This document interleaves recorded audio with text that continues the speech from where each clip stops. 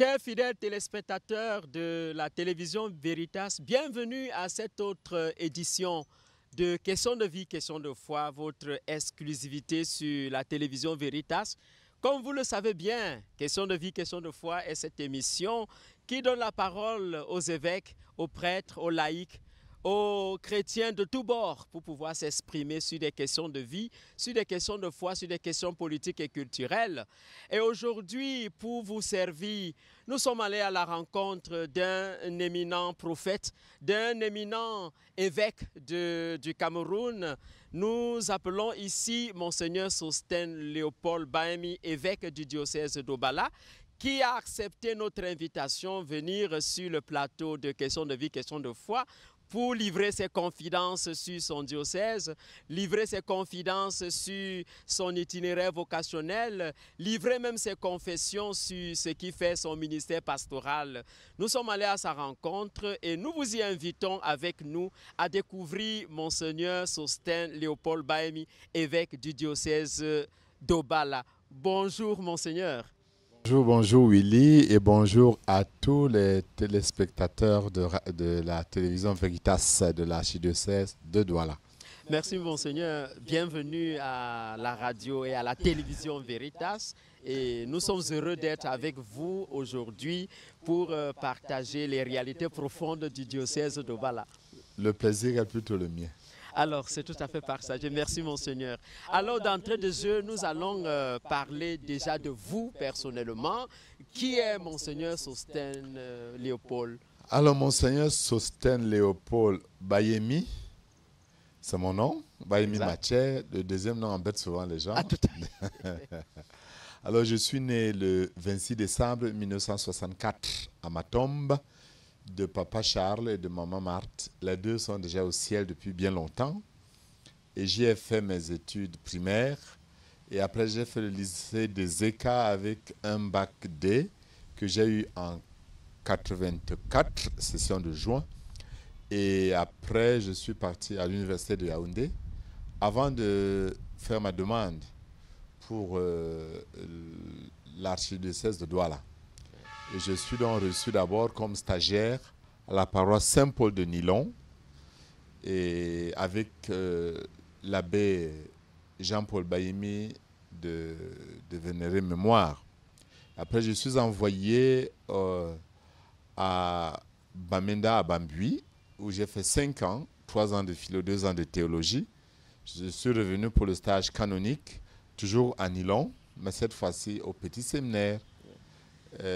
À l'époque, c'est l'abbé Roger Etamé qui était le recteur du petit séminaire.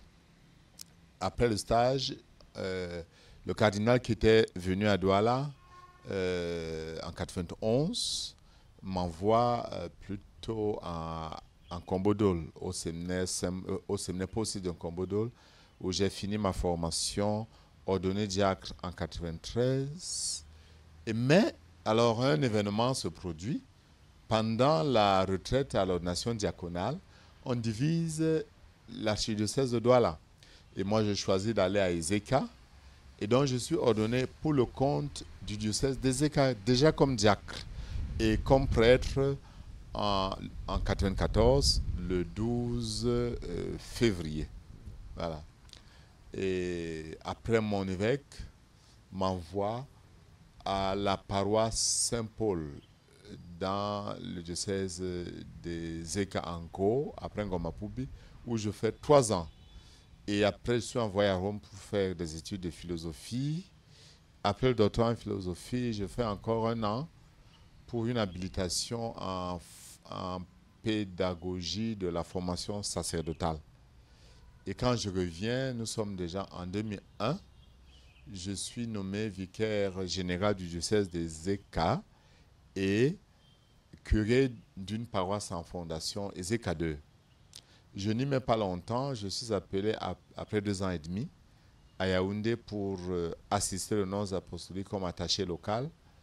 Et j'y ai fait 7 ans, donc jusqu'en 2009. Le 3 décembre, fête de Saint-François Xavier, je suis nommé par le pape Benoît XVI, évêque d'Obala, ordonné le 2 février 2010. Voilà. Qu'est-ce que j'ai oublié? Je crois que c'est l'essentiel. Je crois un itinéraire parfait et on comprend tout de suite qu'un évêque n'est pas un tombé du ciel, c'est quelqu'un qui a un parcours ordinaire et comme le dit la lettre aux Hébreux, c'est l'homme pris au milieu des hommes pour être à la tête de son peuple, monseigneur. Je crois que je suis très ordinaire. Oui. J'ai fait le lycée, j'ai fait l'université. J'ai des camarades qui sont des militaires, des journalistes, ils sont partout maintenant. Mais je dois d'abord rendre grâce à Dieu parce que mon parcours, tout en étant ordinaire, est un parcours voulu par Dieu. La première chose pour laquelle je dois rendre grâce à Dieu, c'est ma famille, c'est mon père et ma mère qui étaient très engagés dans la foi. Ma mère était l'une des fondatrices des Dames apostoliques. Mon père était aussi très engagé dans la foi. Et j'ai eu des frères merveilleux. Mon aîné, qu'on appelle Baba Claude, a fait le petit séminaire, mais lui n'est pas devenu prêtre. Mais il a joué un rôle très important dans ma vie et dans la vie de toute la famille. Il nous a permis de grandir dans la foi, de faire des choix, d'avoir une capacité critique et réflexive que je crois tous les enfants de ma génération n'ont pas eu la chance d'avoir. Bon, après ça, autre chose, le Seigneur m'a fait vivre des expériences très diverses. Donc, je suis né dans une localité très petite, Matom, qui n'avait même pas de CS à l'époque. Et j'ai fait le lycée des Écarts, dans une situation rude. Et j'ai fait l'université, j'ai connu EPSI, c'est-à-dire la bourse. Et j'ai fait le stage à Douala, la capitale économique. J'ai fait la partie anglophone du Cameroun pendant 5 ans. J'ai fait le grand séminaire de Douala et des stages à Douala. J'ai été dans une paroisse pendant 3 ans où la voiture s'arrêtait à 4 km. Il n'y avait pas d'eau, il n'y avait pas d'électricité. Le presbytère, quand j'arrive, a une porte d'entrée, mais le reste, c'était des contreplaqués et des tôles. Et j'y ai fait, et je dois le dire, la plus belle expérience de ma vie, même comme c'était excessivement rude. Il faut le reconnaître. Ce n'était pas évident, ce n'était pas facile. Mais ça m'a permis de me rendre compte que le prêtre est vraiment un signe de la présence de Dieu dans une communauté pour soulever la communauté. Et ça, Dieu m'a permis de le faire. Et en partant de la paroisse Saint-Paul, j'avais compris ça et j'ai compris une autre chose. Que je ne pouvais pas changer le Cameroun ni le monde, mais je pouvais changer moi-même et ce qui est autour de moi. Puis je peux me changer, je peux changer mon presbytère et ceux qui sont directement en contact avec moi pour 2 choses essentielles, l'approfondissement de la foi et l'amélioration de la qualité de la vie. Et ça me suit jusqu'à aujourd'hui. Je suis convaincu que ça rejoint la mission essentielle de l'Église, celle d'être signe vivant de la sainteté de Dieu et celle de porter la bonne nouvelle à tous les hommes. Après ça, j'ai un parcours scientifique, j'ai un bac D, j'ai fait SN, j'ai un parcours philosophique, j'ai une spécialisation, j'ai un doctorat en philosophie, j'ai fait une spécialisation en pédagogie chez les Salésiens qui m'a ouvert un autre pan de la réalité. J'ai par exemple fait un cours sur la capacité critique, j'ai par exemple fait un cours sur la lecture critique du cinéma. Donc ça m'a permis de vivre des expériences merveilleuses. Voilà. Tout à fait, monseigneur, justement, vous parlez de la philosophie. Vous êtes un éminent philosophe, un expert en philosophie, spécialiste en philosophie. Est-ce que vous pouvez comme ça nous dire l'apport de la philosophie dans la formation d'un prêtre? Est-ce que ce que vous représentez de façon esthétique, parce que vous avez bien dit que là où vous êtes, vous transformez votre milieu, vous faites resplendir votre milieu, et cela dénote la qualité de ce que vous êtes, parce que de par votre apparence, vous reflétez un esthète, quelqu'un qui a le sens de la beauté, qui a le sens de l'art. Est-ce que c'est cela que la philosophie peut aussi apporter dans la formation d'un prêtre? Alors le pape Benoît XVI disait que la plus grande crise actuelle, ce n'est pas la crise de la foi, mais la crise de la raison. Oui. Une petite blague, on a perdu 2 éminents professeurs, Oui. Le professeur Fabien Eboussi Boulaga Oui. et le professeur Merat Hebga. Alors Fabien Eboussi Boulaga, à un moment, a une crise existentielle qui touche sa foi et décide d'abandonner la foi catholique. Quand il le fait, le père Merat Hebga est aux États-Unis. À l'époque, il n'y avait pas d'aéroport international à la ville. Donc, ils se rencontrent à Douala. Oui. Et les deux étaient hyper taquins. Alors, le père Mera dit à Fabien, en le rencontrant à l'aéroport à Douala, Fabien, j'ai appris que tu as perdu la foi. Non, c'est parce que j'ai appris que tu es devenu protestant. Et Fabien dit, non, Mera, j'ai perdu la foi et non la raison. La raison. Parce que pour lui, ça signifiait perdre la raison. Oui. Pour dire, j'ai fait une formation en phénoménologie en général, en herméneutique et spécifiquement encore en phénoménologie du langage.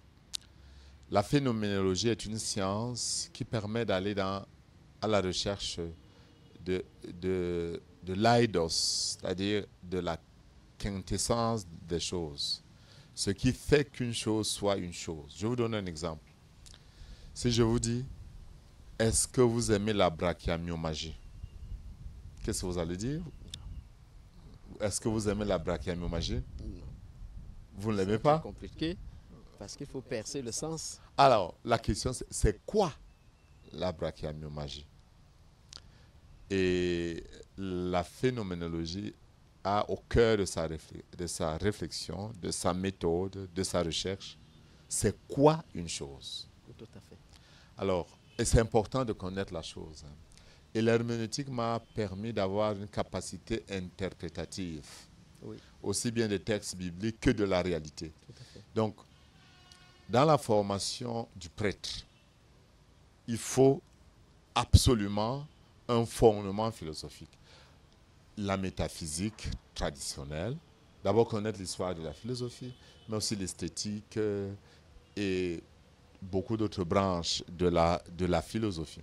Mais, je voudrais dire une chose. J'ai eu jeune, à partir de l'âge de 16 ans, une expérience, nous allons y revenir tout à l'heure sûrement, une expérience personnelle de foi avec le renouveau charismatique qui, moi qui voulais être ou ingénieur ou médecin, ça a bouleversé complètement ma vie et j'ai commencé à désirer d'être prêtre. Et c'était une expérience spirituelle forte. Je désirais donc l'approfondir et je l'avais demandé à mon évêque. Mais comme la providence divine ne se trompe jamais en ses desseins, mon évêque, avec les circonstances, comme je dis, providentielles, ne m'a pas envoyé faire la théologie que je désirais, mais la philosophie. Ça a ajouté à mon expérience fortement spirituelle ou spirituelle et mystique, ça m'a ajouté une expérience critique. Donc quand on vient me dire, un enfant a parlé dans le ventre de quelqu'un, la question, je dis, c'est quoi parler? Qu'est-ce que ça signifie, parler? Parce que quand on dit, j'ai vu la Vierge, c'est très compliqué. Oui. De prime abord, on a l'impression que c'est facile à comprendre. Non, ce n'est pas facile. Alors, je vais vous l'expliquer très simplement. La vision ordinaire, normale, tout le monde voit ce micro que je tiens. Si vous n'êtes pas malade, vous le voyez. Mais quand la Vierge Marie apparaît, il y en a qui le voient, Oui. il y en a qui ne le voient pas. Tout à fait. Donc, ce n'est pas la même vision. Et même, on peut exciter le cortex cérébral et j'ai l'impression que je vois une réalité. Oui. Je peux avoir un mirage et je crois que je vois une réalité. Oui. Donc, quand je dis « j'ai vu », en réalité, si je n'entre pas dans la profondeur, je ne peux pas savoir ce que c'est. Et ça, c'est la philosophie. Tout à fait. Je crois qu'il y a une grande crise, même chez nous les prêtres, d'une assimilation profonde de la philosophie. Quand elle manque, on peut avoir toutes sortes de déviations. Moi, quand on me dit un truc, je dis, ok, j'ai compris. Et je dois mettre ça dans mes catégories. Et il faut que ça réponde. Alors, j'ai une mentalité hyper logique. Mais vous interprétez toujours. Non, mais je ne peux pas ne pas interpréter. Je dois tout faire pour comprendre. L'homme est foncièrement végétarien, c'est-à-dire compréhension. N'est-ce pas? Je dois comprendre et assimiler. Et si je ne comprends pas, Alors, saint Thomas d'Aquin, Augustin déjà, mais surtout saint Thomas d'Aquin nous a dit, on ne peut pas aimer ce qu'on ne connaît pas. Donc, vous ne pouvez pas aimer la brachiomyalgie, vous ne savez pas ce que c'est. Même Dieu, je ne peux pas l'aimer si je ne connais pas Dieu. Donc, il faut que je connaisse Dieu. Il faut donc que j'entre dans un processus de connaissance. Voilà. Voilà, Monseigneur Sosthène, philosophe, herméneute et phénoménologue. Vous avez compris que la philosophie a une contribution énorme dans la formation du prêtre pour comprendre le sens profond des choses, pour comprendre même la phénoménologie même des choses, n'est-ce pas, dans l'exercice de son ministère pastoral. Et comme évêque du diocèse d'Obala, Monseigneur, vous allez nous dire quels sont les grands chantiers, n'est-ce pas, entrepris dans votre diocèse, n'est-ce pas, pour cette année pastorale. Quelles sont les grandes orientations pastorales pour parler ainsi de votre grand diocèse d'Obala? Tous les diocèses sont grands.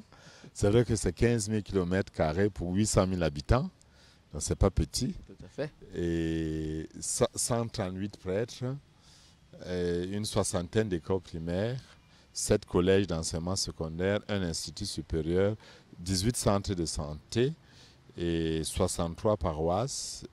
Donc, c'est pas un petit truc, hein, c'est pas. Et 82 grands séminaristes. Alors, le diocèse se porte bien. Nous avons cette année des axes majeurs de notre pastorat. D'abord, sur le plan de la foi.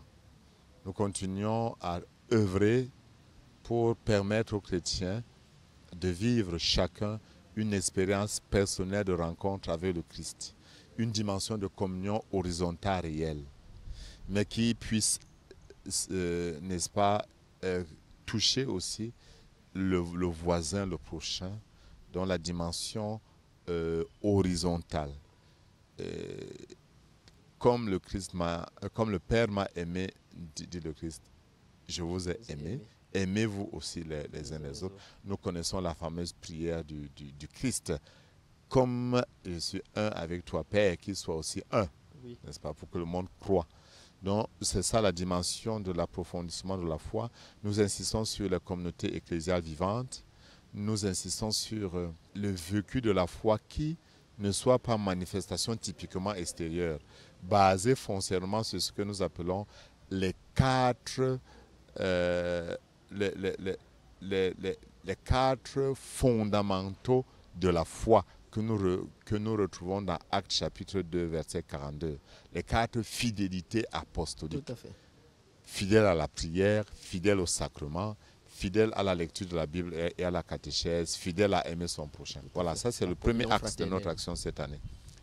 La deuxième dimension, c'est continuer à bâtir notre église famille avec une bonne organisation, des programmations, des évaluations, organiser des choses, insister sur une culture de dialogue, de justice et de paix. Donc nous allons raviver cette année les comités, les commissions paroissiales de justice et paix. Mais on a un troisième axe sur lequel nous appuyons également l'accélérateur. C'est l'amélioration de la qualité de la vie des fidèles, ce qui passe par l'activité du CODASC.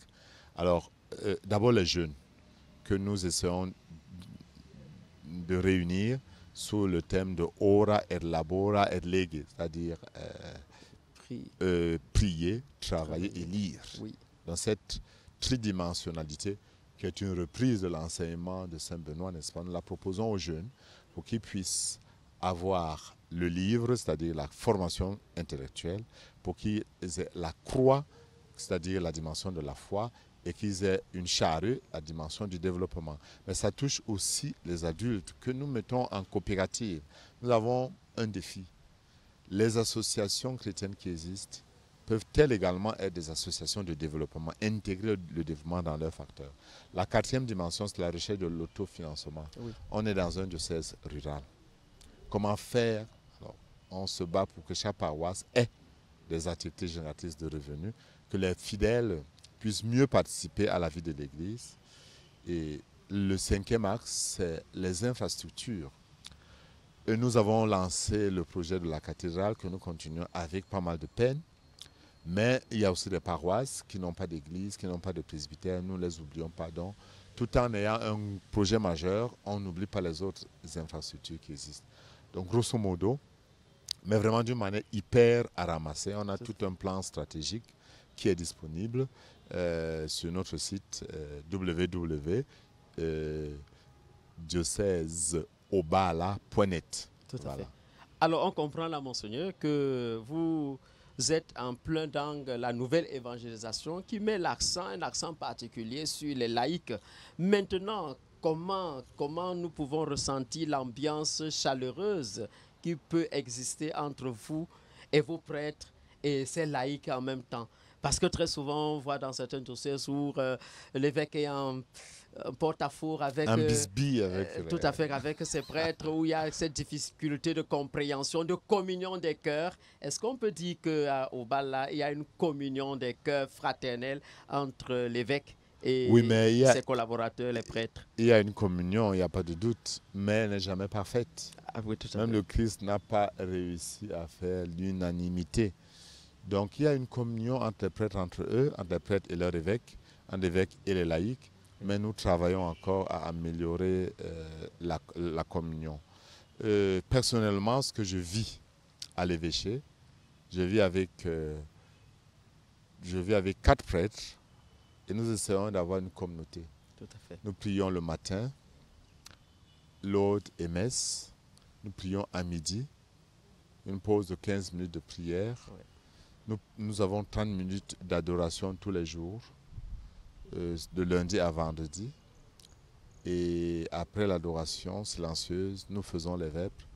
Je mets un accent pour que nous puissions manger ensemble. Parce que si à l'évêché, il n'y a pas une puissance de communion, cette puissance ne s'étendra pas dans le diocèse. Tout à fait. Et nous savons que la communion entre évêques et prêtres doit d'abord partir de la communion avec Dieu. Maintenant, nous essayons d'insister sur cette communion avec l'idée de ce que nous appelons, n'est-ce pas, la co-responsabilité différenciée. La co-responsabilité différenciée, c'est quoi? C'est que je suis responsable, tu es responsable, mais chacun selon son talent. Tout à fait. C'est ça la co-responsabilité différenciée. Avec les fidèles moyens, ça va. Parfois, il y a des bisbis, comme toujours, avec certains fidèles d'une certaine catégorie Oui. qui peuvent ne pas partager les options de l'évêque. Oui. Surtout mon option de simplicité, d'être à la portée de tout le monde. Je refuse d'être l'évêque de. Je dois être l'évêque de tout le monde. Bien sûr. Voilà. Tout à fait. Communion des cœurs avec ses fidèles, communion fraternelle avec ses collaborateurs, les prêtres, Monseigneur Sostin, évêque du diocèse d'Obala. Mais il n'est pas que évêque du diocèse d'Obala, il partage aussi une pleine communion avec le corps épiscopal du Cameroun. C'est pourquoi il est au sein de la conférence épiscopale nationale du Cameroun, le président de la commission pour la communication, pour les moyens de communication sociale. Et je pense aussi qu'il occupe la haute responsabilité de coordonnateur national du renouveau charismatique, si je ne m'abuse, Monseigneur. Non, non. Alors, parlons donc effectivement de ce qui nous met ici la communication, puisque vous en êtes le père au niveau de la conférence épiscopale, vous en êtes le président.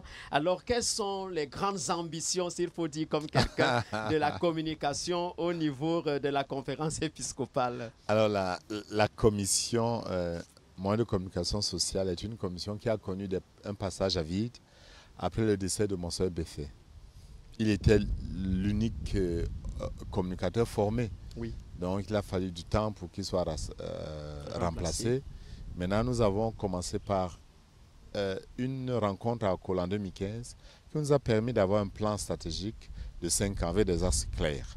Le premier axe est organisationnel. Mettre sur pied une commission qui fonctionne avec un conseil national qui réunit les directeurs diocésains. Avoir un forum chaque 2 ans où tous les communicateurs se retrouvent pour se former et tout mettre en œuvre pour que dans chaque diocèse, il y ait une équipe de communication qui entoure l'évêque et créer une synergie entre les différents services de communication, arriver à avoir une approche ecclésiale, n'est-ce pas, de la communication, avoir des ressources et les optimiser dans le cadre du partage. Donc voilà, et nous sommes en train de mettre en place tout ce que nous avons pu décider graduellement, progressivement. Maintenant, ce n'est pas tout. Il y a beaucoup de défis qu'il nous faut relever. Les difficultés que nous avons à avoir les ressources nécessaires en ressources humaines, en ressources matérielles, en ressources financières. Et parfois, on peut avoir l'impression que ce n'est pas la priorité. Et alors que Jésus est communication. Il est le Verbe, il est la parole. Donc, c'est le Verbe qui s'est fait chair. Saint Jean le dit, Jean 1:1. Tout à fait. Donc, Dieu en lui-même est communication de grâce. Et l'Église est communication de grâce dans le monde. Tout à fait. Il faut donc créer la possibilité d'avoir un forum à chaque endroit pour atteindre le fidèle là où il est. C'est ça. Et il y a des gens que nous ne pouvons pas toucher sans une approche modernisée de la communication. Tout à fait. Je prends l'exemple des réseaux sociaux qui sont un puissant moyen de communication. Tout à fait. L'Église y est, mais il faut qu'on y soit davantage et mieux que par le passé. Tout à fait. Parlant des réseaux sociaux, Monseigneur, on se rend compte que nos églises locales sont moins présentes sur les réseaux sociaux. Est-ce une lacune qu'on peut dénoncer comme ça, qu'on peut décrier pour appeler les évêques? Et que c'est l'une de vos missions régaliennes, amener les évêques et les diocèses à comprendre qu'elles doivent être présentes sur ces réseaux-là où un bon nombre de nos fidèles s'y trouvent et qui ont besoin aussi de la parole de Dieu, que la foi leur soit transmise aussi à ce niveau. Comment expliquer cela, qu'on soit aussi absent? Pourtant, dans d'autres diocèses en Europe et partout où l'Église, disons, quasiment évolué, n'est-ce pas, beaucoup de choses se font sur les réseaux sociaux. Disons que sur les réseaux, on peut ne pas avoir un grand retard. Oui. Mais sur les outils traditionnels même, oui. On a un grand retard. C'est-à-dire la presse écrite, la radio et la télé. Et la télé, tout à fait. C'est là où il se pose un vrai problème, à mon avis. Et sur les réseaux sociaux, il y a pas mal d'évêques qui y sont, parce que tous nos communicateurs y sont. On a un forum de communicateurs, on a même créé un forum entre évêques. Alors, il y a des évêques qui sont encore réticents tout à fait. à avoir un WhatsApp. Qui pensent même que ce n'est pas possible pour un évêque d'être sur WhatsApp. Non, moi j'ai un compte Facebook depuis des années. J'ai une page Facebook que j'appelle d'ailleurs tous les téléspectateurs. Tout à fait, parlons-en maintenant, Monseigneur. On vous rencontre même sur Facebook en train de prêcher. Je suis sur Facebook. Oui. Je suis avec une homélie chaque dimanche. Exact. Chaque dimanche, je poste une homélie de 7-8 minutes. Oui. Je fais aussi des petits trucs que je partage aussi sur WhatsApp. Oui. Alors, ceux qui me connaissent, je leur envoie. Mais ceux qui me connaissent, ils peuvent trouver ça sur YouTube. Oui. C'est publié par les Clarétiens, n'est-ce pas? Mais si vous tapez Monseigneur Sosen Bayemi, vous allez trouver abonnez-vous donc. Je vous appelle, vous tous qui voulez, à vous abonner. Là, vous recevrez directement, n'est-ce pas, sur votre compte YouTube, l'homélie, sitôt que c'est posté. Donc, tapez seulement sur YouTube Monseigneur MGR Sosten Bayemi. Vous allez voir une homélie qui s'affiche. Ouvrez-la et cliquez. Il y a une petite cloche à droite. Cliquez pour vous abonner. C'est simple. Et moi, ma vision est simple. Le pape Benoît XVI a envoyé des SMS à tous les jeunes qui allaient à Sydney. Le pape François est sur Twitter, sur Facebook. Tout à fait. Donc, mais c'est même au-delà, c'est à partir du Vatican, n'est-ce pas, du Concile Vatican II. Tout à fait. L'Église doit être là où la société est présente. Tout à fait. Et on a des millions de gens qui sont sur les réseaux sociaux. Il faut qu'on y soit et qu'on ne laisse pas le malin envahir cet espace sans qu'on ne puisse réagir. Tout à fait. Voilà, c'est ça. Bien sûr, tout à fait, Monseigneur. Alors, parlons donc de la communication. Est-ce que vous pensez qu'il s'y est aujourd'hui, n'est-ce pas, de former éminemment les prêtres aux outils de communication et même aux journalistes, parce qu'on on parle aujourd'hui du journalisme chrétien, c'est-à-dire ce prêtre ou bien ce chrétien journaliste qui n'est-ce pas, ne fait pas le journalisme à la manière du monde, mais avec un soubassement évangélique, avec un soubassement de foi et d'amour. Est-ce que vous pensez qu'aujourd'hui, vous, comme président de la commission pour la communication, vous allez encourager les évêques, parce qu'il y en a qui sont encore réticents, comme vous l'avez dit d'ailleurs, dans leur diocèse, à faire former les prêtres aux métiers et aux outils de communication. Est-ce que vous pensez inscrire dans votre, n'est-ce pas, dans vos missions, cette volonté-là de susciter les évêques, encourager les évêques à former les prêtres aux métiers de communication tout azimut? Alors, je fais tout ce qui est à mon niveau, non seulement d'encourager les évêques pour qu'ils forment des communicateurs catholiques, Oui. mais je les incite d'ailleurs à les organiser, à les soutenir. Oui, tout à fait. Mais je donne aussi l'exemple. Donc j'ai déjà un prêtre formé à l'ESTIC, un autre est en formation en Italie, et un laïc qui est en formation au centre de formation de la CATV, Oui. à Ekounou. Oui. Voilà. Je sais que les évêques n'ont pas tout ça comme priorité. Quand il faut un catéchiste ou un catéchète, Oui. ils préféreraient envoyer un prêtre être formé en Bible, en théologie dogmatique, c'est pas quoi. Mais il est important qu'on entre dans la bonne technique de la présentation du message. Oui. Il y a le contenu et il y a le contenant. Oui. La communication, c'est le contenant. Tout à fait. Et quand le contenant n'est pas bon, alors le marketing d'église a besoin d'être amélioré. C'est des choses simples quelquefois. Tout à fait, monseigneur. Des affiches, l'affiche à l'entrée du centre spirituel de Bonamoussadi est à peine visible. Oui. Il y a beaucoup de paroisses qui n'ont pas d'affiches. Il y a des diocèses qui estiment que ça ne vaut pas la peine. Mais vous arrivez dans une ville, vous cherchez une paroisse catholique. Oui, oui. Et vous ne savez pas où elle se trouve. Vous marchez, vous voyez un signe qui vous indique diocèse de Bafan, oui. Paroisse de Banca. Oui. Voilà, c'est d'une importance capitale. Oui. Donc la communication, c'est ça. C'est ça, tout à fait. La communication, c'est aussi l'organisation événementielle du 30e anniversaire du diocèse de Manfé. Tout à fait. Comme ça. Oui. Comment on organise les banderoles. Oui. Tout ça, c'est pas seulement le contenu, c'est la manière de présenter notre foi, notre Église, nos expériences. Nous devons vendre tout à fait. notre Église. Tout à fait. Nous devons la proposer. Alors, sincèrement, j'entends souvent des évangélistes crier dans les... Je dis, mais ça me fend le cœur tout le temps de me rendre compte que l'Église n'a pas la possibilité d'avoir une télévision qui couvre tout le Cameroun. Voilà, pour qu'on puisse au moins proposer la vraie foi. Tout à fait. Alors, il faut la meilleure manière de combattre, n'est-ce pas, tout ce qui se passe maintenant, ce n'est pas de tirer sur les gens, mais c'est de proposer la vraie foi. Tout à fait. Et on la propose comment? On la propose comment?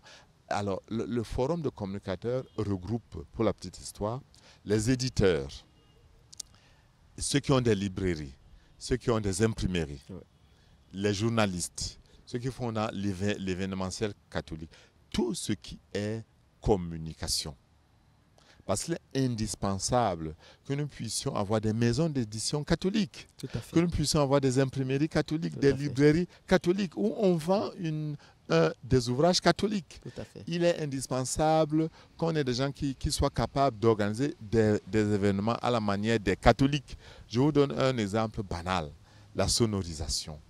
Mais vous avez une messe l'autre jour, moi-même je n'y suis pas encore, j'étais malade.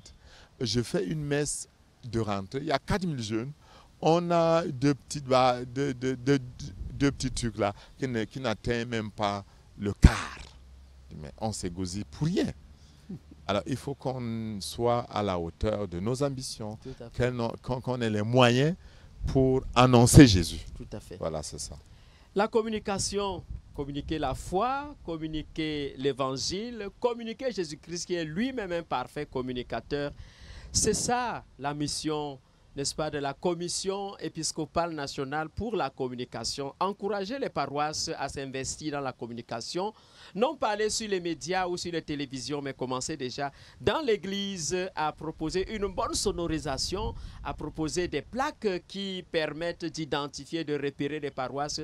C'est tout cela la communication. Alors nous allons sortir... Améliorer le prône. Hein? Améliorer le prône. Même le prône. Exactement. Moi, j'ai par exemple décidé dans mon diocèse que ce soit le curé qui fasse le trône.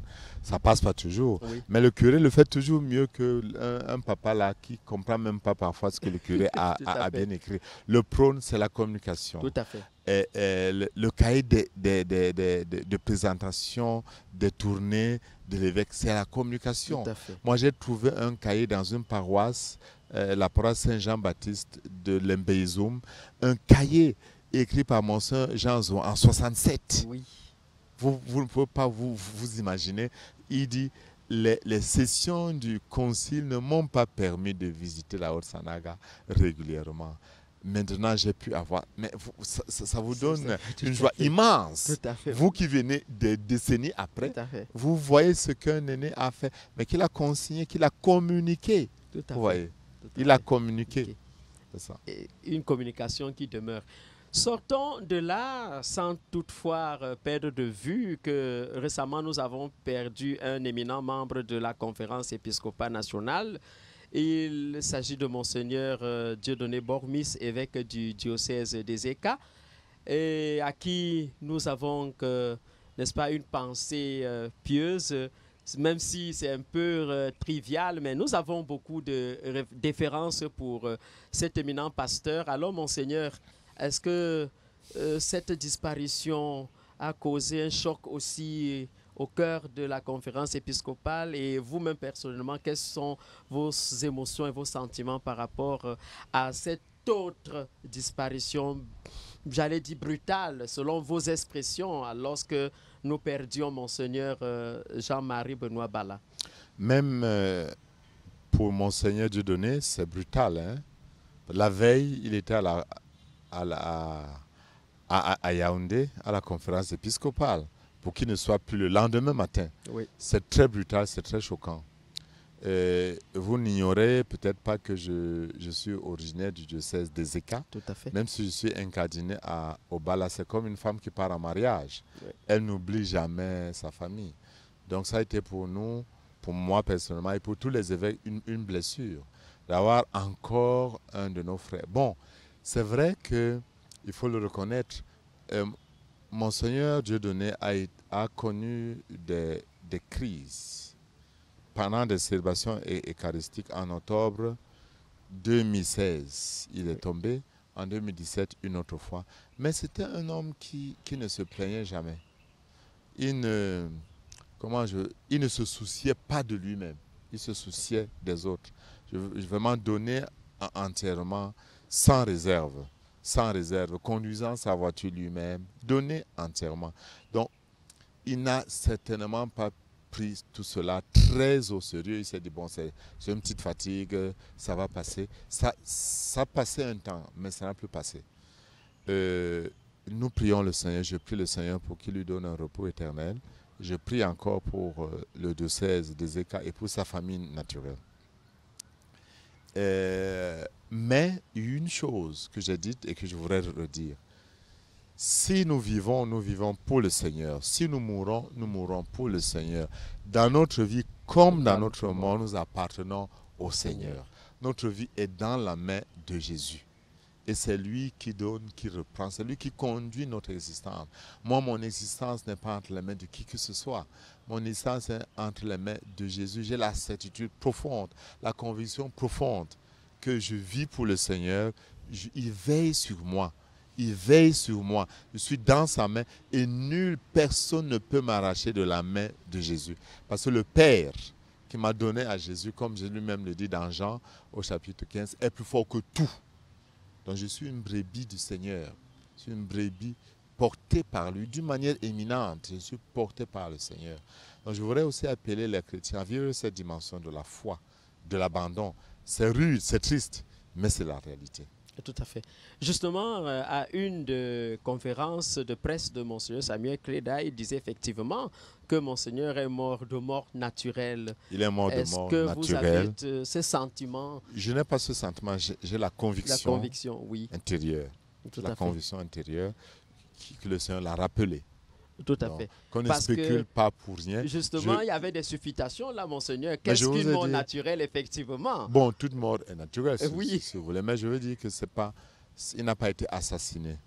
Il n'a pas, c'est pas un accident de circulation. Il a été malade. tout à fait. Je vous ai dit qu'en octobre 2016, pendant la célébration de la messe, il est tombé. Oui, En 2017, même chose. tout à fait. Alors, on peut croire que c'est un jeune, c'est un évêque, mais non. Mais non. Maintenant, il y a aussi une interpellation que je veux lancer. Parfois, nous négligeons, nous Oui. les fidèles, Tout à fait. nous les évêques, nous les pasteurs. Oui. Quelquefois, les fidèles doivent nous faire violence pour que Oui. nous ne nous négligeons pas. Tout à fait. N'est-ce pas? Pour qu'on puisse prendre notre santé en considération. Voilà. Merci, Monseigneur. Nous sortons de ce chapitre pour évoquer un autre pan de l'Église aujourd'hui. C'est les problèmes de scandale, Monseigneur, qui ternissent l'image de l'Église aujourd'hui avec tous ces problèmes liés aux affaires de femmes, aux affaires de sexe, aux affaires de l'argent. Alors, il y a même le tribalisme qui constitue un véritable cancer, voire un poison pour l'Église aujourd'hui. Est-ce que vous avez donc le sentiment que l'Église peut véritablement faire face à ces scandales-là aujourd'hui, Monseigneur, parce que l'image de l'Église est écorchée, l'image des prêtres et des évêques, puisque nous allons évoquer tout à l'heure, qui sont lapidés, qui reçoivent des balles à tout bord de chemin. Alors, est-ce que vous pensez... Alors, l'Église s'est fondée sur le roc. Le roc est Saint-Pierre, Jésus. Alors ça, c'est merveilleux. Le jour où Jésus dit à Pierre, Pierre, Pierre, tu es Pierre, et sur cette pierre, je bâtirai mon Église. Il sait que Pierre va le renier. Mais il dit qu'il fonde son Église sur un homme fragile. Il sait que Pierre va s'enfoncer dans l'eau quand il va essayer de marcher. Il sait plein de choses sur Pierre. Il le sait. Mais, il dit Pierre, Satan vous a demandé pour vous secouer comme on crible le blé. Mais moi, j'ai prié sur toi. J'ai prié pour toi. Quand tu reviendras, fortifie tes frères. Nous sommes, nous les évêques, indignes. Mais sur notre indignité, le oui de Marie, faisant écho à la consécration du Fils, à la kénose du Fils, à l'abaissement du Fils, porte l'Église. L'Église n'est pas une société uniquement humaine. Elle a une dimension humaine qui est donc écornée. L'Église est sainte, immaculée, sans tache ni ride, mais pas ses membres. Notre ambition, notre mission, c'est de faire en sorte que ce qui est grâce devienne réalité. Oui. Ce qui est, j'allais dire, projet divin soit incarné. Oui. Alors, dans ce processus d'incarnation, il y a le malheur du péché originel qui nous frappe tous. N'est-ce pas? Donc, au temps de la première communauté, il y avait tous les scandales que nous vivons. Si vous regardez même le pourcentage, Jésus a choisi 12 apôtres. Il y a un qui l'a trahi et un qui l'a renié. Et il y a deux qui ont voulu avoir le pouvoir à tout prix. Oui. Si vous prenez le pourcentage sur 12, multiplié sur 1200, Oui. vous allez voir que c'est énorme. Tout à fait. Nous ne sommes même pas encore dans ça. Ceci dit, je suis très blessé par certains scandales qui touchent l'Église, surtout le scandale de la pédophilie, Oui. le scandale de l'homosexualité, le scandale des mariages des prêtres. Parce que le Seigneur dit, il est normal que le scandale arrive, mais malheur à celui par qui le scandale arrive. Et je différencie aussi, tous les péchés ne sont pas les mêmes. Tous les péchés ne sont pas les mêmes. Si je vous prends 100 francs, je vous pique 100 francs, c'est un péché. Mais une vieille maman qui n'a que ses derniers 100 francs, ce n'est pas la même chose. Tout à fait. Donc, l'abus, une relation qu'un prêtre a avec une dame de 35 ans, est un péché grave. C'est un péché mortel. Ce n'est pas la même chose qu'un prêtre qui a une relation avec un jeune garçon de 10 ans. Oui. Ce n'est pas la même chose. C'est pas la même chose. C'est vraiment une horreur. Hein, Tout à fait. Même à y penser tout simplement, des jeunes de 13 ans, Oui. ça laisse un sentiment frissons, bizarre, oui. oui, Tout à fait. des frissons.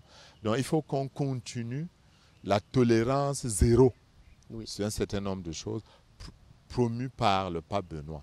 Qu'on continue. Dans le même temps, il faut savoir il faut protéger les blessés. Parfois, des accusations sont fausses. Donc, il y a un temps entre l'accusation et la vérification de l'accusation. C'est-à-dire, on dit là que le père Willy, on l'a vu avec. Maintenant, est-ce qu'on a vérifié? Non. Avant la vérification, on lapide déjà Monseigneur Sostène. On n'a pas vérifié. Alors, tolérance zéro, mais vérification avant la lapidation. Et dans ce cadre, je supplie les communicateurs à ne pas être porteurs de fake news, de fausses nouvelles. Tout à fait. Même les fidèles. Et je supplie aussi les fidèles pour qu'ils nous entourent, pour qu'ils soient proches de nous et qu'ils aient le courage de venir nous parler. Nous sommes leurs fils, nous sommes leurs frères. Qu'ils aient le courage de venir nous dire, papa, ce n'est pas bon. Papa, ou petit frère, ou grand frère, ou révérend père, moi j'accueille tous ceux qui viennent, j'écoute, j'évalue, j'essaye d'interpréter et de comprendre. Mais je supplie les fidèles de ne jamais oublier que la sainteté, la puissance des sacrements ne dépend pas de la sainteté du prêtre. On nous a appris à l'école que Judas baptise et Pierre baptise, c'est le même baptême. Parce qu'en réalité, c'est Jésus qui baptise. Oui. Il en est de même du sacrement. Mais j'interpelle aussi les prêtres. Parce que maintenant, si la puissance dépend de Dieu, les fruits dépendent de notre témoignage et de celui qui reçoit. Exact. Les fruits sont une dimension. C'est la graine semée, elle pousse. Elle a sa puissance de germination, mais elle pousse aussi par rapport au sol. Tout à fait. Donc nous avons le devoir d'être nous-mêmes. Alors ça, c'est important. Nous-mêmes prêtres. Le premier cadeau, le plus beau cadeau qu'un prêtre, qu'un évêque, qu'un pasteur donne à une communauté, c'est pas ce qu'il fait, mais c'est ce qu'il est. C'est son intimité avec Dieu. C'est sa communion avec Dieu. C'est le moment qu'il passe dans le silence de sa chapelle personnelle pour lever les mains au ciel. C'est ça qui est le plus beau. Tout à fait. Moi, j'arrive au Bala, je commets l'erreur de penser que la première chose, c'est des cathédrales, c'est des choses à faire, en oubliant que ce n'est pas ça la primauté. La primauté, c'est de me mettre à genoux, d'être comme Marie, à l'écoute, pour dire au Seigneur, Seigneur, parle, ton serviteur écoute. Après avoir entendu, tout à fait, je peux maintenant agir. Tout à fait. Il faut Marthe et Marie, mais la meilleure part n'est pas Marthe. Tout à fait. La meilleure part, c'est Marthe. C'est Marthe. On comprend tout à fait, Monseigneur, que au-delà des sacrements, au-delà du ministère, il y a aussi les qualités morales et spirituelles, les talents, les charismes qui donnent crédit au ministère sacerdotal. Mais, Monseigneur, revenons à vous les évêques. On se rend compte aujourd'hui qu'il y a beaucoup de critiques qui sont faites à l'endroit des évêques, qui sont taxés d'hommes d'affaires dans des soutanes. On se dit même que oui, donner à César ce qui est à César et à Dieu ce qui est à Dieu. Mais on se rend compte que les évêques Jésus qui l'a dit, plus donner à César aujourd'hui. Alors quel est votre sentiment? Qu'en pensez-vous? Le pape Jean-Paul II, dans Ecclesia in Africa, numéro 104, a appelé vivement les pasteurs de l'Église qui est en Afrique avoir des moyens matériels, humains et financiers pour l'annonce de la bonne nouvelle. Tout à fait.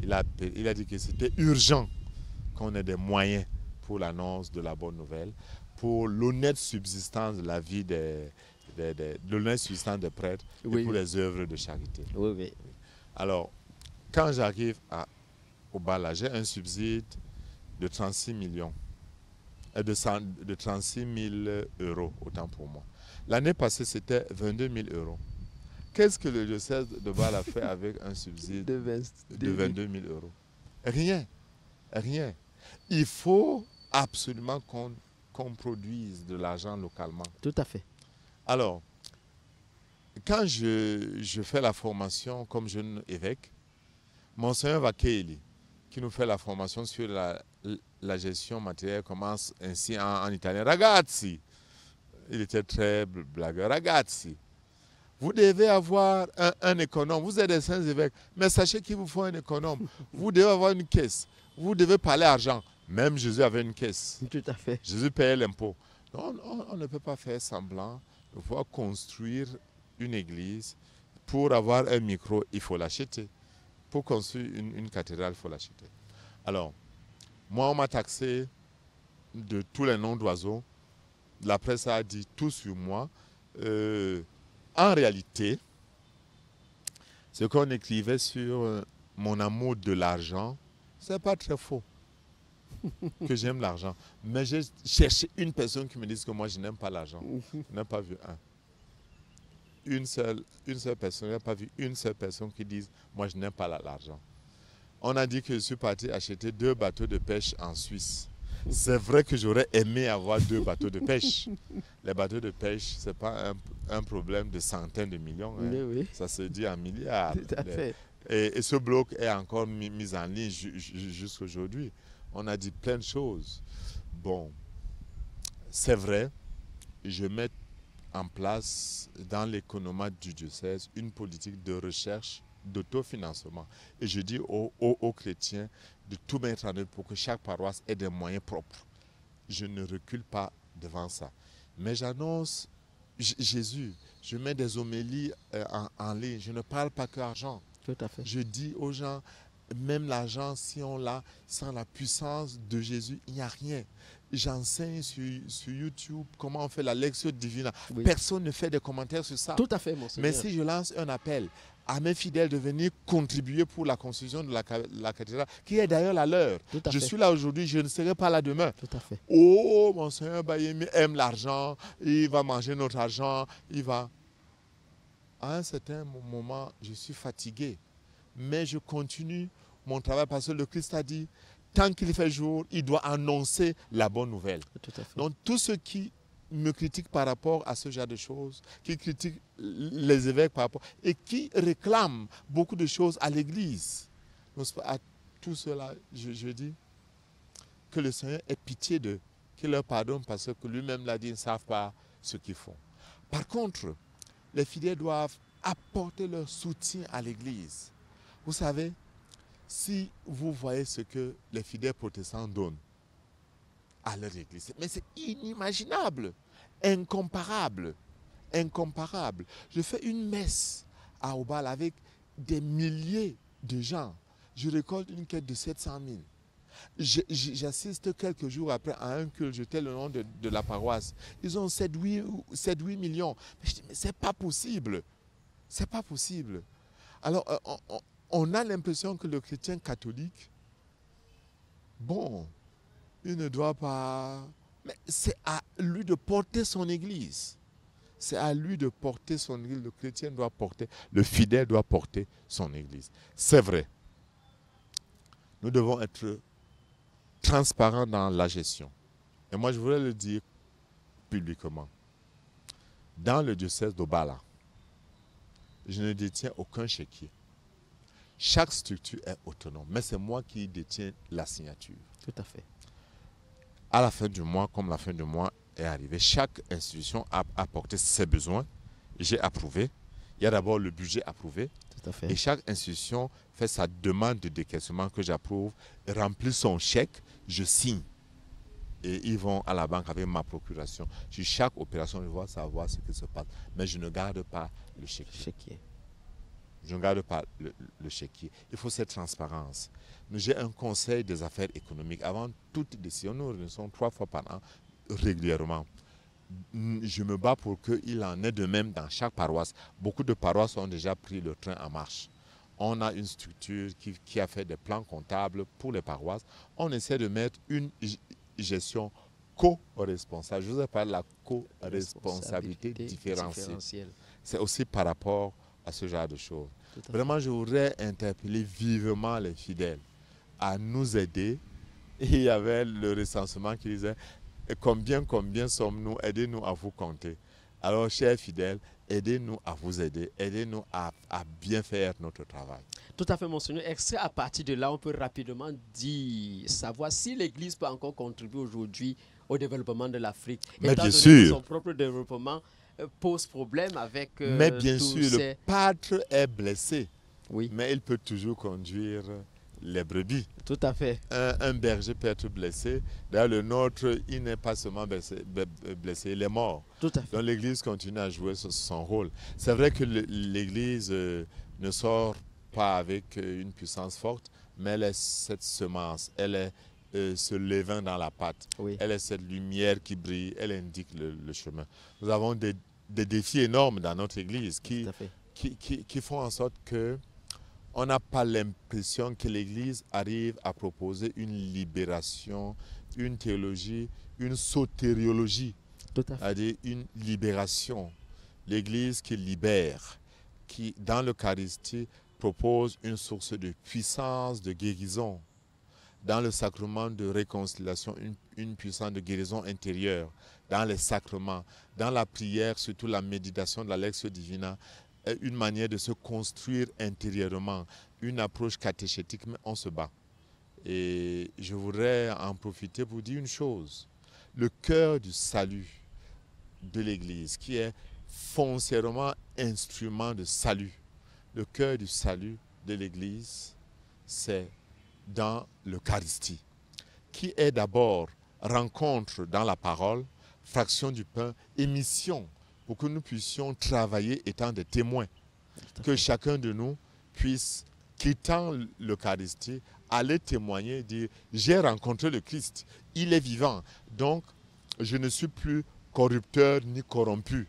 Je fais bien mon devoir d'État. Je ne m'assieds pas sur le dossier. Je suis policier, je ne siffle plus n'importe comment. Je suis juge, je suis procureur de la République. Je fais bien mon travail. Je suis médecin, je suis infirmier, je suis enseignant. Je fais bien. Je suis même chanteur, maître de chœur. Je fais bien mon programme de chant.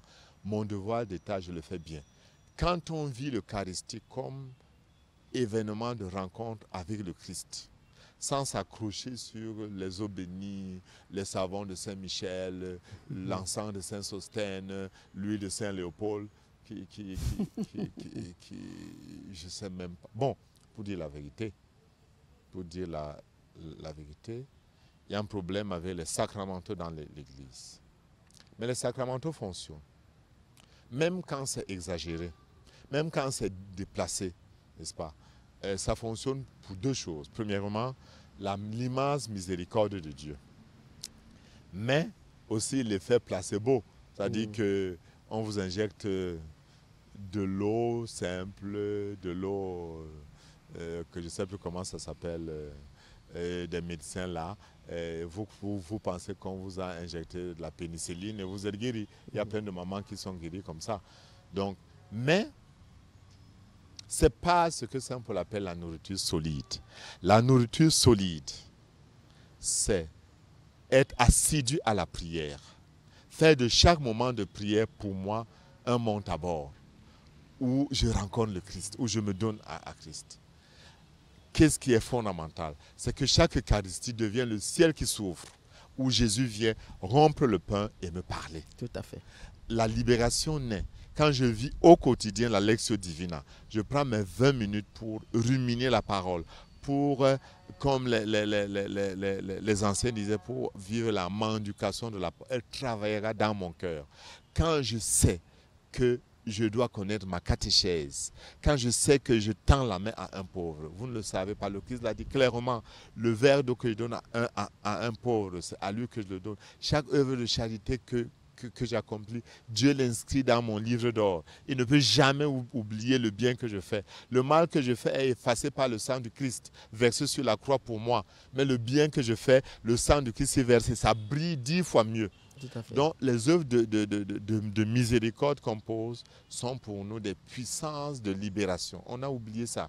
On a oublié que le bien que je fais, je suis un homme qui a eu un peu de moyens.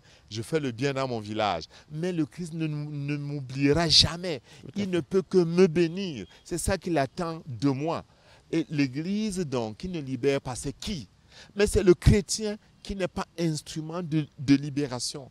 Voilà pourquoi il faut tout un renouveau de la catéchèse.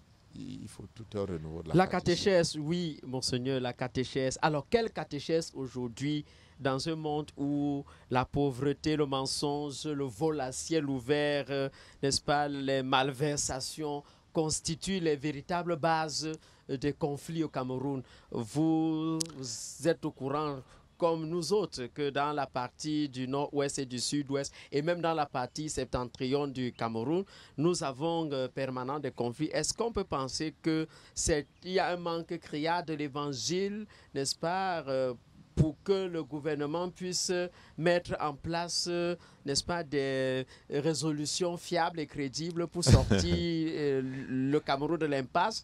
Et nous profitons comme ça pour embrayer sur les élections récentes, n'est-ce pas, avec la proclamation des résultats. Pourquoi il n'y a pas eu une effervescence si on pense bien que les élections se sont passées dans de bonnes conditions et que le territoire, n'est-ce pas, national soit militarisé? Est-ce que, monseigneur, vous pensez qu'il y a une véritable paix au Cameroun, ou bien c'est une paix que nous pouvons dire n'est-ce pas, de l'autruche? Alors, je dirais d'abord qu'il faut une catéchèse kérigmatique. Oui. Que Jésus-Christ est mort pour nos péchés. Il est ressuscité. Il est là. Oui. Nous devons proposer. Il est là. Il vient me libérer. Nous devons proposer cette catéchèse aux fidèles. Maintenant, est-ce que l'Église joue bien son rôle par rapport au gouvernement? L'approche congolaise est admirée par plusieurs. Oui. Mais est-ce qu'elle produit ses effets? Je ne sais pas. L'histoire jugera. Tout à fait. Mais l'approche du Saint-Siège est souvent d'être les vins dans la pâte, d'agir par une diplomatie, par la puissance de la prière. Tout à fait. On n'est pas obligé de nous afficher. Tout à fait. Je peux parler, je peux écrire et remettre à des personnalités. Je peux m'avoir un projet. Je vais vous donner un exemple. Il y a de cela quelques années, la Commission de justice et paix a proposé un code électoral au président de la République. Mais avant de publier ce code, c'était d'abord publié. Alors, même moi, si vous avez cette approche, je me rappelle le nonce Ariotti avait intervenu à l'époque en disant « ce n'est pas l'approche de l'Église ». L'approche de l'Église, c'est simple. On le propose aux décideurs. Et le décideur l'assume. L'assume et le propose comme son code électoral. Et personne ne saura que c'est l'Église. Ce qui importe pour l'Église, ce n'est pas qu'on dise que c'est l'Église, mais c'est que ça marche. Alors, les élections se sont passées dans des conditions, je ne veux pas dire les plus dramatiques du monde, non, il y a pire que ça. Ce n'est pas les conditions meilleures. On sait que dans les régions du nord-ouest et du sud-ouest, ça n'a pas été facile.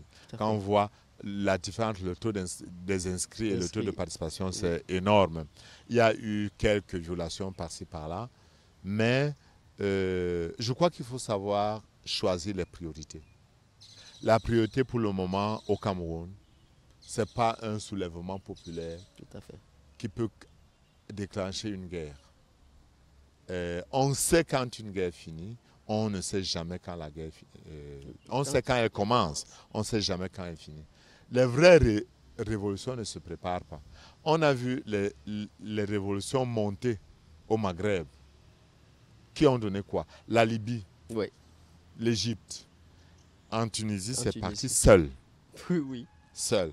Donc, ces faux prophètes qui peuvent appeler des citoyens à sortir sur la rue, c'est des faux prophètes. Tout à fait. C'est des mauvais prophètes. Il ne faut pas les entendre. Il ne faut pas écouter ces voix. Que les fidèles catholiques ne les écoutent pas. Par contre, moi je voudrais dire une chose aux fidèles catholiques, de s'inscrire massivement dans les listes électorales à partir du mois de janvier.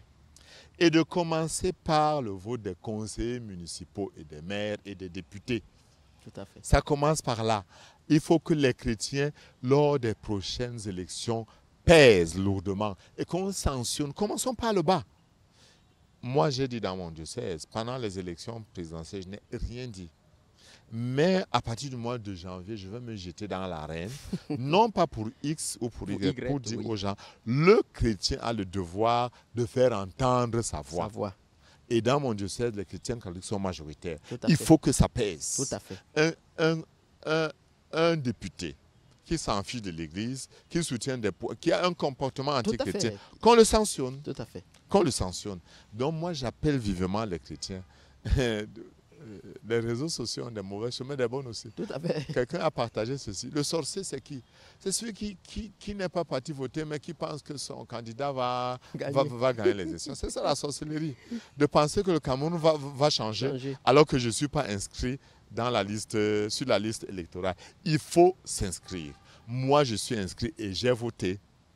Vous avez suivi, il y a même eu au Vatican, n'est-ce pas, un bureau de vote. C'est normal. On a une représentation diplomatique au Vatican et toute personne peut aller s'inscrire. Ce n'est pas que c'est le pape qui est parti voter, non. C'est les Camerounais qui sont à Rome qui se sont inscrits dans ce bureau de vote. On l'a suivi. Mais c'est indispensable l'engagement des chrétiens. Je vous l'ai dit tout à l'heure et je voudrais que ce soit dit clairement.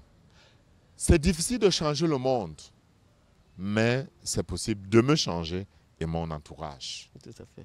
Chaque chrétien peut élire un conseiller municipal et sa voix va compter. Quand nous allons changer les conseillers municipaux, les maires, les députés, on peut agir sur ces personnes qui pourront porter la voix de l'Église un peu plus haut. Voilà. Très bien. Avant de sortir de cette émission, disons rapidement, Monseigneur, un mot sur le synode sur les jeunes qui se passe actuellement à Rome. Est-ce que vous avez, n'est-ce pas, le sentiment que les jeunes constituent aujourd'hui un levier pour l'Église, parce que très souvent ils se sentent marginalisés d'après leurs déclarations, d'après ce que nous écoutons. Quelle est la place qu'on réserve aux jeunes aujourd'hui à l'Église? Pour ce que je sais de vous, c'est que vous êtes un fan, pour dire comme le commun des mortels des jeunes, parce que dans votre diocèse, on se rend compte que vous responsabilisez les jeunes. Est-ce que vous pensez que ces jeunes-là, ailleurs, sont méprisés ou pris au dépourvu? Alors, une histoire anecdotique. Vendredi passé, je présidais une réunion sur la programmation des activités des jeunes. Il y avait 5 prêtres et une religieuse. Mais vous vous amusez? Quand vous allez programmer les activités des jeunes sans les jeunes. Donc la mission, c'était l'aumônerie des jeunes. J'ai l'air de la mission de l'aumônerie, c'est d'arriver à incarner Jésus-Christ au milieu des jeunes, par les jeunes et avec les jeunes. Alors quelqu'un blaguait en disant, la jeunesse est très sérieuse pour qu'on laisse ça aux jeunes. Je ne suis pas d'accord. Je ne suis pas d'accord. Alors, ceci dit, le synode est un moment important. Je suis quelques extraits dans KTO et ça me permet de percevoir, n'est-ce pas, la profondeur des débats. Nous attendons vivement samedi prochain, n'est-ce pas, les propositions qui seront faites au Saint-Père et par la suite la lettre post-synodale, n'est-ce pas, que le Saint-Père sort toujours. Nous l'attendons. Mais ceci dit, les jeunes constituent le présent de l'Église, également le futur. Tout à fait. Et si on prend dans l'Église, les jeunes, c'est de 15 à 35 ans. Oui. C'est la majorité des Camerounais. La majorité des Camerounais ont entre 15 et 35 ans. Donc, ils ne peuvent ne pas avoir un mot à dire sur le Cameroun. Tout à fait. Ils doivent absolument avoir un mot à dire sur le Cameroun. Je crois que nous allons saisir la balle au bon, autant pour moi. Nous allons saisir la balle au bon et mieux outiller nos jeunes, mieux les organiser. Mais il y a un impératif, c'est qu'on forme des encadreurs, des agents. Parce que le problème des jeunes, c'est l'écoute. On n'est pas formé sur l'écoute. Moi, j'ai fait tout mon grand séminaire, c'est après que je me suis auto-formé sur l'écoute et l'accompagnement. Comment on fait pour faire un accompagnement vocational? Il faut qu'on forme davantage. Il y a la pastorale des jeunes. Peut-elle être enseignée à l'université catholique? Ce serait merveilleux. Pour le moment, il n'y a qu'à Rome qu'on forme à la pastorale des jeunes. Il y a des jeunes qui sont sortis du cadre de la scolarisation classique. Il nous faut des cadres pour les orienter, pour les accompagner, pour leur donner de revivre. Tout à fait. Donc c'est un défi immense. L'Église ne sera Église que avec les jeunes. On dit dans Ambassade que les jeunes pousses de palmiers meurent. Et les vieux pousses de palmiers meurent et sont remplacés par les vieux pousses. Même en Eton, l'expression existe, je l'ai dit d'ailleurs en Eton, donc, et il faut qu'on prépare la relève. Tout à fait, monseigneur. Voilà.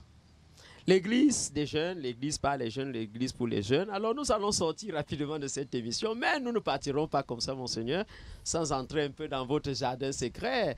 Ne fût-ce que vous titillez un peu. Vous vous mettez souvent en colère parce qu'on vous voit toujours rayonnant de joie, de beauté, oui, de et ce que vous avez peut-être pas bien noté, c'est que je suis bègue.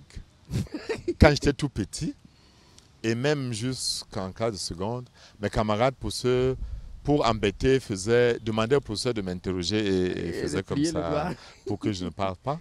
Et vous savez, quand un bec se fâche, il devient tout rouge. Moi, quand je me fâche, je deviens tout blanc.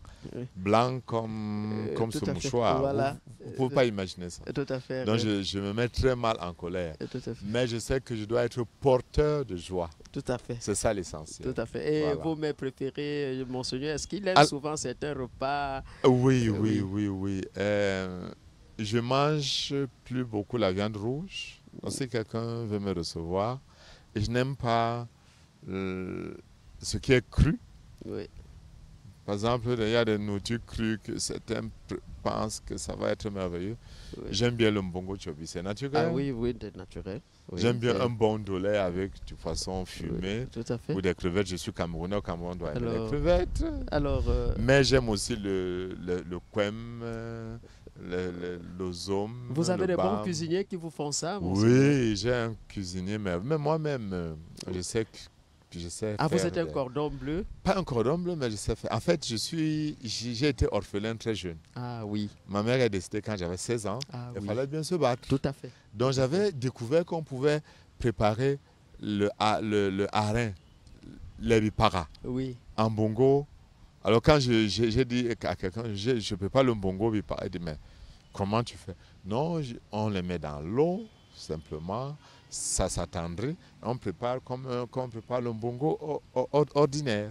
Et c'est succulent et merveilleux. Et la musique, vous aimez la musique? Vous avez dit que dans votre itinéraire tout à l'heure, vos origines, vous avez montré que vous avez passé à Douala. Est-ce que vous aimez la musique? Est-ce que dans votre enfance, votre jeunesse, vous allez en boîte de nuit, monseigneur? Non, j'ai jamais mis pied dans une boîte de nuit, mais j'aime la musique. Oui. J'aime la bonne musique. Hein.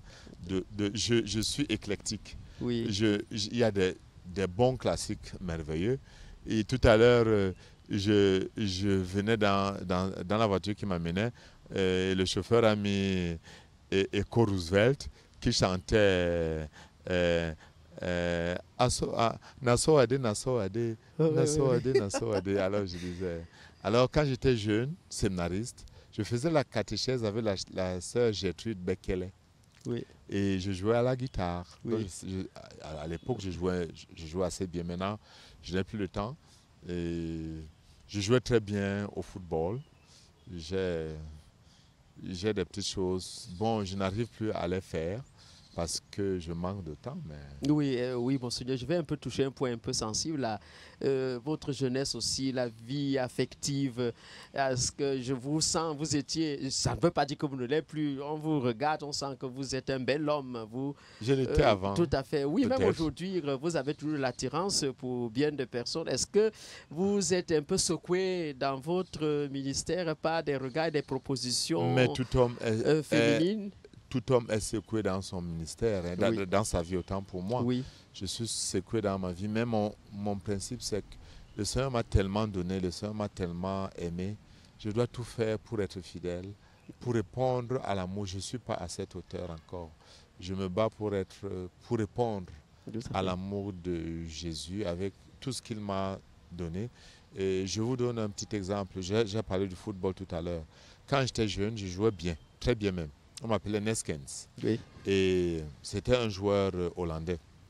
Mais quand je partais au village, on exigeait toujours qu'un côté se déshabille. Et parfois, c'était une guerre. Quel côté se déshabille? Oui. Alors, le côté où j'étais ne se déshabillait plus, depuis que je suis séminariste. On appelait déjà para.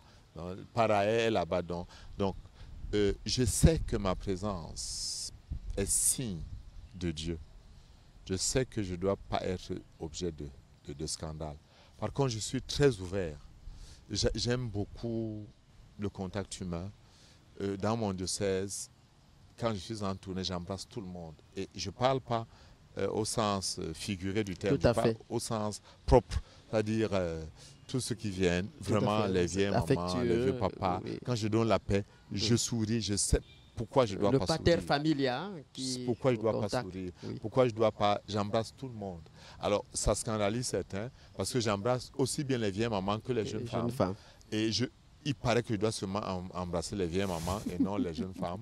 Et j'embrasse les jeunes femmes, j'embrasse les vieilles mamans, j'embrasse les hommes, j'embrasse tout le monde. Les petits-enfants, je les porte. On a même dit des choses sur les petits-enfants. Ça me dit rien. Le pasteur quand pour je les vois, bons et pour les quand je vois un mauvais et petit pour les grands. enfant, si je tends les mains, il accepte, je le porte. à C'est fait. Jésus. Tout à fait. Voilà. Un dernier mot, Monseigneur, pour certainement vos fidèles du diocèse d'Obala et pour les fidèles téléspectateurs de la télévision Veritas. Alors, je vais commencer par les fidèles du diocèse d'Obala qui sont ici à Douala. Ils sont très nombreux. Leur dit, c'est leur diocèse. Je suis leur pasteur envoyé par Jésus. Et j'ai besoin de chacun d'eux. Je sais que beaucoup m'entendent. Ils sont nombreux ici à Douala. J'ai besoin de chacun de vous. Venez, aidez-nous à construire votre diocèse. Mais à tous les téléspectateurs, je dis une chose. Sachez, je vous partage le fond de mon cœur. L'amour pour Jésus est une merveille. Moi, je ne suis pas digne d'être ce que je suis. Mais Jésus m'a fait partie des ténèbres pour m'amener dans sa lumière. Il m'a fait partie de la poussière pour me donner de m'asseoir au rang des princes. Et je sais qu'il est merveilleux pour moi. Il l'est aussi pour chacun de vous. Et je le supplie aujourd'hui de vous bénir, vous tous. Qu'il envoie la puissance de son esprit sur vous.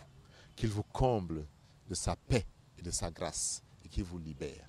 Et je me permets de vous donner ma bénédiction.